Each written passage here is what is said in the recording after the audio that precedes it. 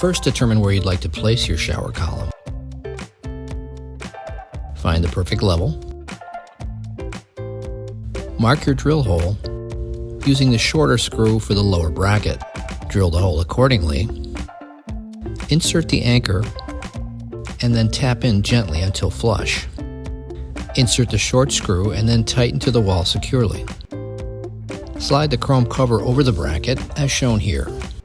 Place the column into the lower bracket.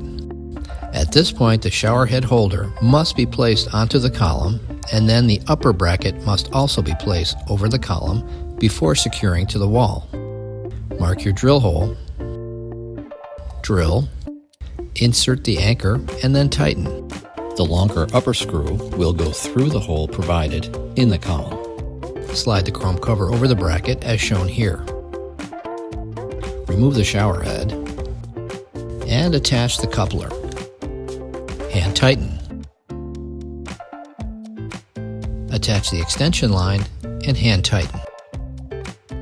Feed the excess line into the receptacle. The coupler will create a waterproof seal at the receptacle. The rubber washer creates the seal. Overextending your handheld shower without the extension and the coupler will create a leak hazard, as seen here. Reattach the shower head and place into the holder. The holder is easily height adjustable